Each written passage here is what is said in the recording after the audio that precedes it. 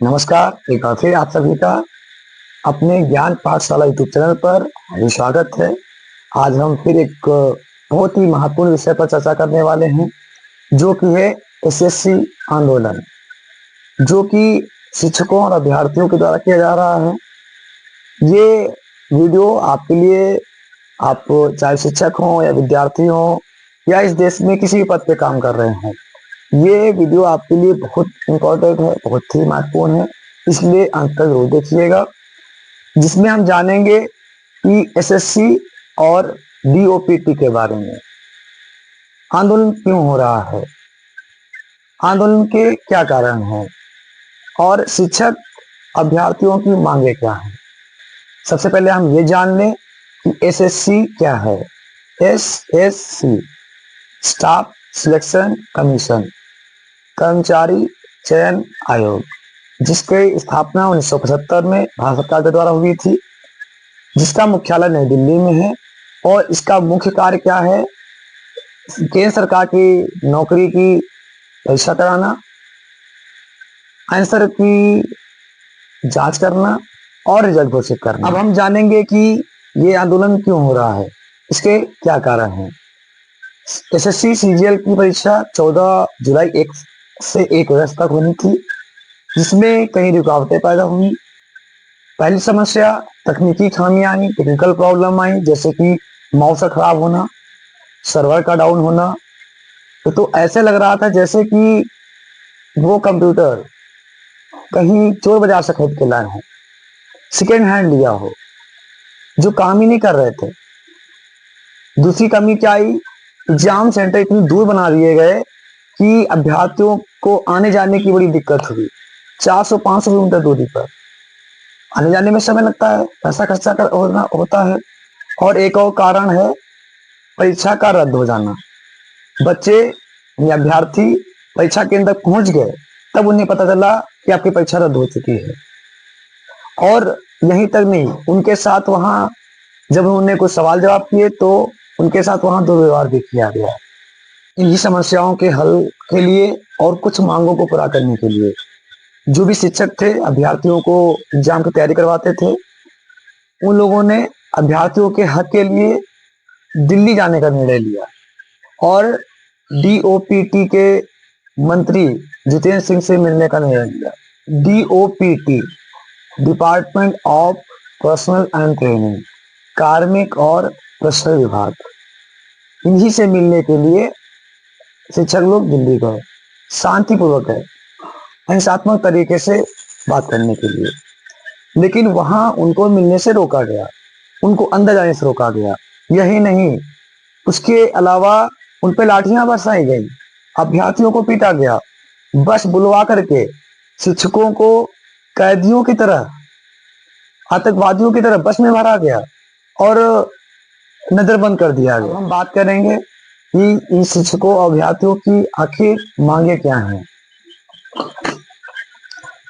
तो पहली मांग है एडुक्विटी को बैन करना। एडुक्विटी एक प्राइवेट कंपनी है जिसको कंप्यूटर बनाने का कार्य सौंपा गया था, लेकिन सही से इंतजाम नहीं कर पाई। दूसरी मांग है एग्जाम कैलेंडर के साथ साथ रिजल्ट डेट बताई जाए। तीसरी मांग है नॉर्मलाइजेशन की प्रक्रिया पारदर्शी न्यायपूर्वक हो। चौथी मांग है एग्जाम लेवल एग्जाम क्वालिफिकेशन के हिसाब से हो, गलत प्रश्न ना पूछे जाएं, एक ही प्रश्न अलग अलग पालियों में न पूछा जाए। पांचवी मांग है किसी भी भर्ती के सफल हुए भारतीयों की नियुक्ति उसी भर्ती के दोबारा आने से पहले हो।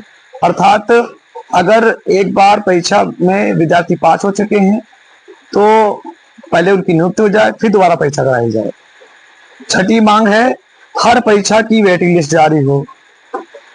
सातवीं मांग है परीक्षा केंद्र की दूरी कम हो। जैसा कि हमने शुरू में ही बताया था, वो परीक्षा केंद्र की दूरी को ज्यादा दूर कर देते थे। हमको तो ऐसा लग रहा है अगली बार ये सीधा लाहौर पाकिस्तान में भेज दे। आठवीं मांग है एग्जाम सेंटर ऐसी जगह हो जहां आने जाने के लिए यातायात की सुविधा हो। 9वीं मांग है सेंटर पर प्रशिक्षित स्टाफ हो जो प्रतिनिधि अभ्यर्थियों के लिए वही जो नियम है वही नियम कक्ष निरीक्षण के लिए है। जैसे कि मान लीजिए अगर कोई विद्यार्थी लेट आता है तो उसको अंदर नहीं जाने दिया जाता है, वैसे ही जो वहां कक्ष निरीक्षक होते हैं उनके ऊपर ये नियम लागू हैं। और 10वीं जो मांग है सेंटर पर अभ्यर्थी के साथ कोई दुर्व्यवहार न किया जाए। और 11वीं मांग है टेक्नोलॉजी प्रॉब्लम की जो समस्या है उसको दूर किया जाए, जैसे कि माउस का खराब होना, सर्वर स्लो होना, सिस्टम स्लो होना। ये वही अभ्यर्थी हैं जिन लोगों ने इलेक्शन के समय वोट देकर के जनता में भरोसा जताया था कि मुझे शिक्षा में आगे बढ़ने का मौका मिलेगा, मुझे रोजगार मिलेगा, लेकिन मिल क्या रहा है? लाठियां। इन्हीं शिक्षकों और युवाओं के आधार पर ही भारत ने निर्णय लिया, एक उद्देश्य बनाया कि हम भारत को विश्व गुरु बनाएंगे, भारत को विश्व गुरु बनाएंगे। लेकिन उसी भारत में गुरु को ये सम्मान मिल रहा है, उनके ऊपर लाठी बरसाई जा रही है।